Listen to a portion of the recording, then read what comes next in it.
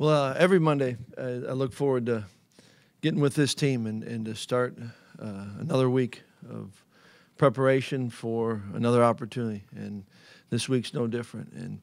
And each week, there's different things that go on with it, different opponent, what you're coming off of, and yet there's the same feeling whether it's off of a win or off of a loss, and that's how do you reset, refocus, and make the most of the weekend of the opportunity. And anytime that you don't play as well as you'd like, the first thing you do is you look at yourself and how can I coach better? How can we as coaches coach better?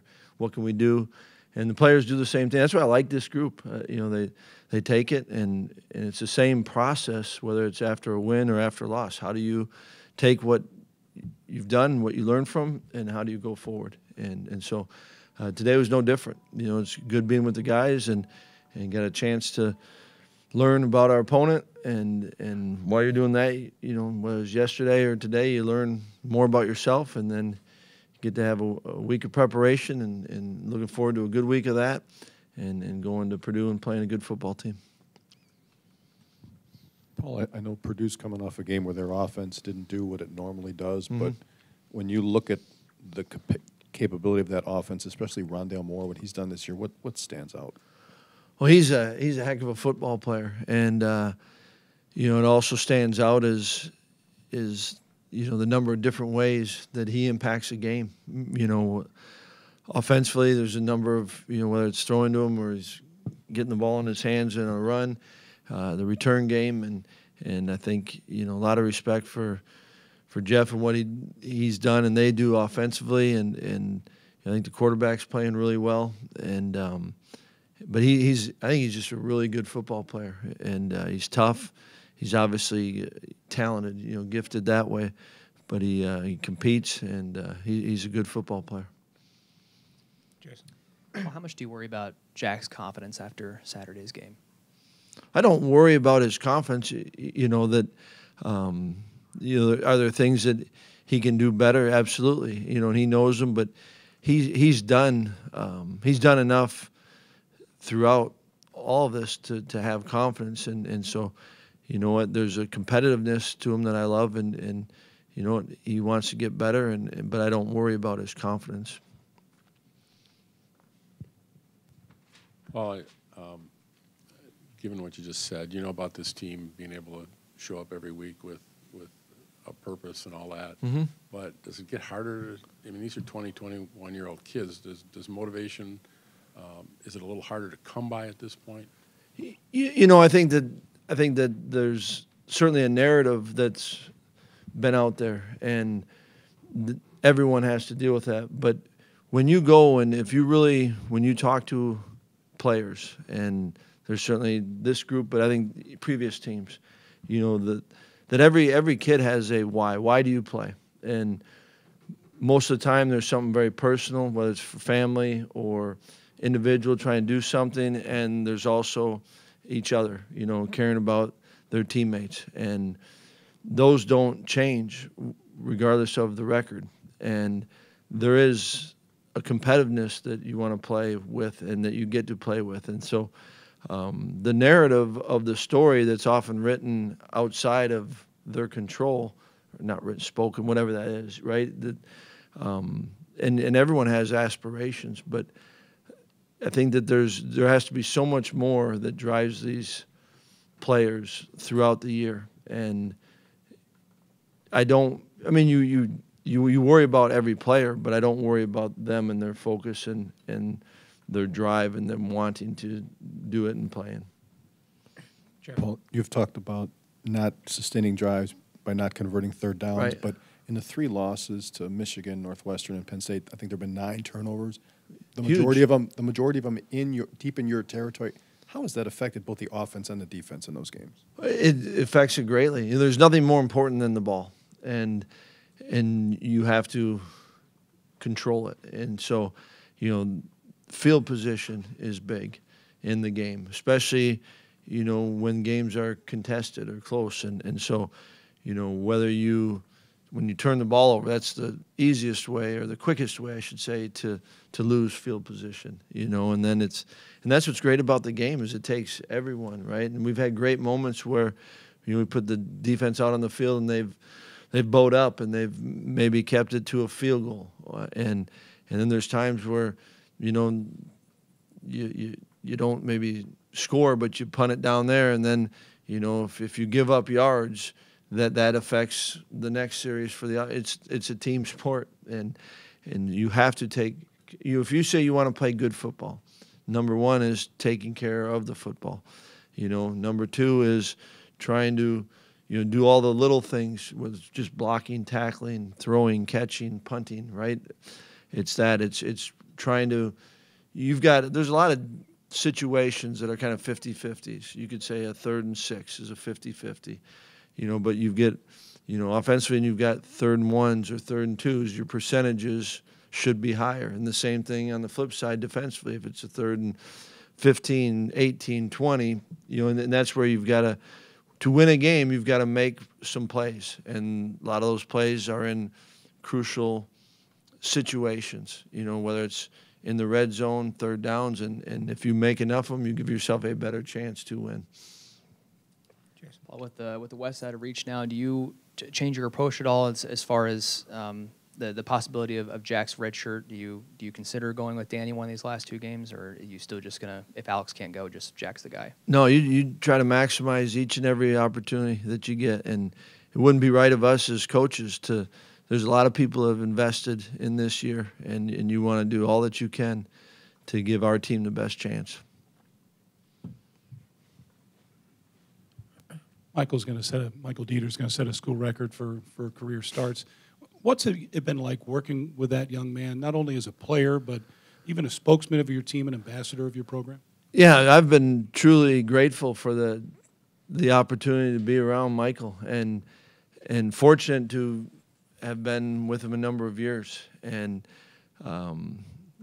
just what that record speaks on is a lot of the really good things that are hard. You're good enough to start that many games. You're durable enough to start that many games, and to be able to play with a number of different guys that he's played with, and each one of those groups, each one of those they've enjoyed playing with him. And that speaks highly of a person when they truly love and respect who that person is as a teammate. And I think he's.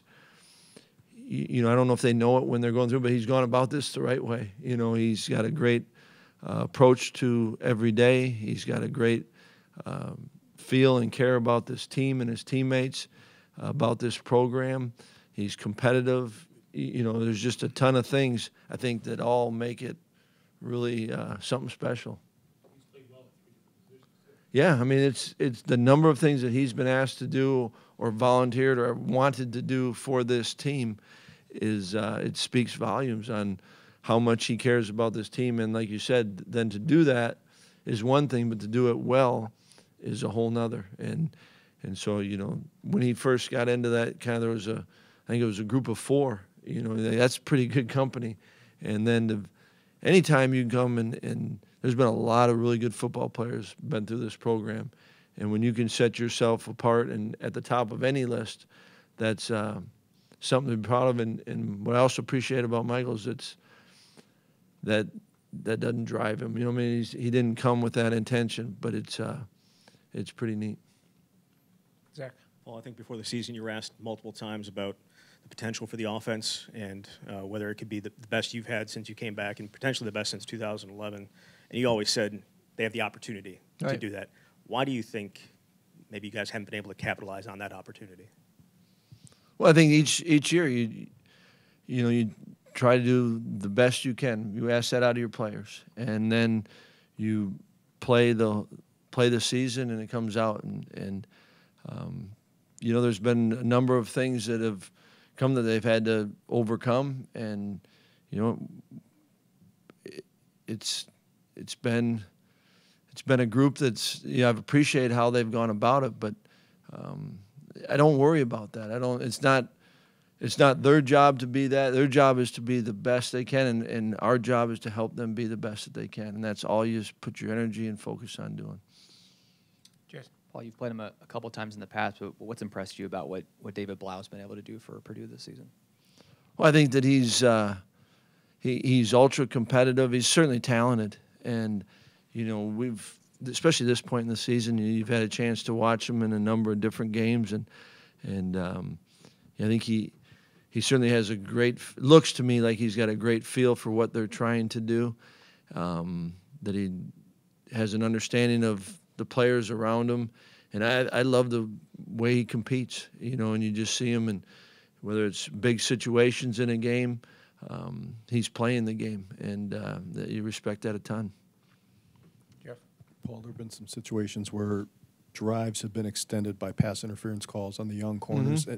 Has it been a byproduct of them just not being that position and probably a lack of experience in those situations, or what have you guys been able to identify there? Yeah, I mean, I think it's I think all that probably is part of it, and then each one's different, right?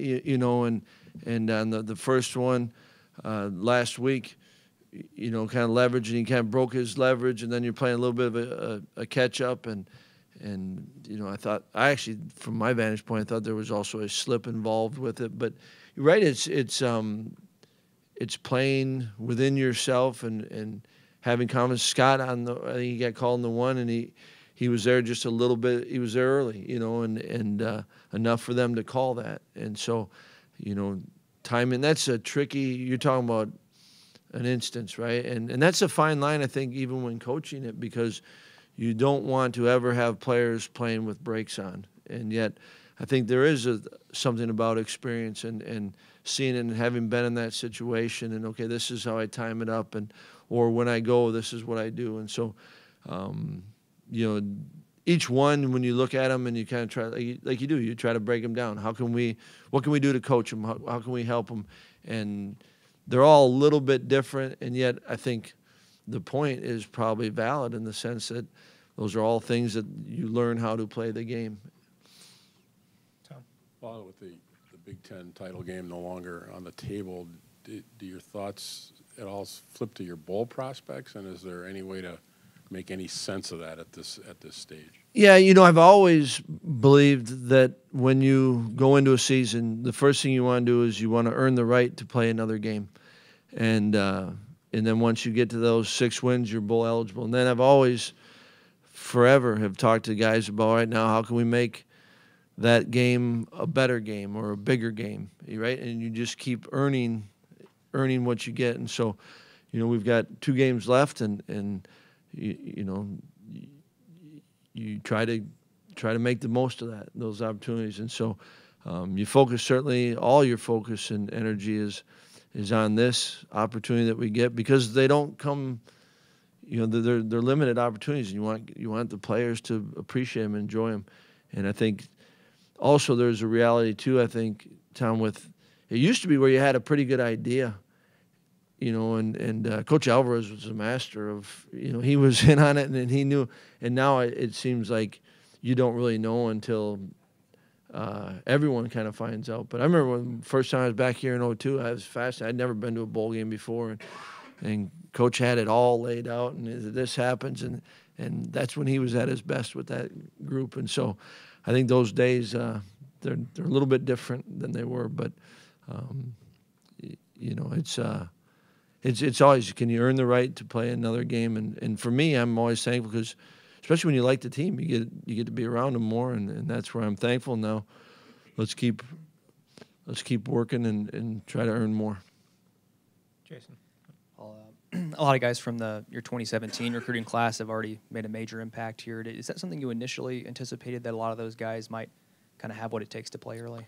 Well, I think that when you recruit them and sign them, you certainly that's part of your vision, is that they can impact this. You don't know when, and I think it'd be unfair of a coach to try to predict that. You should be excited about them, or else you shouldn't take them. And we talked about that a bunch last year. I don't think any of us could have put the expectations on JT, what he did, right? And I've been proud of the way Rashad Wildgoose has progressed, and I think he's playing good football and getting better. That's been fun to see. And every class, there's guys that we're really excited about that aren't playing. It's not whether it's at their position, there wasn't maybe a need, or they're just, they could benefit from not going. But each kid develops at a different time. You don't try to put a timeline on them other than that they're working and getting better, and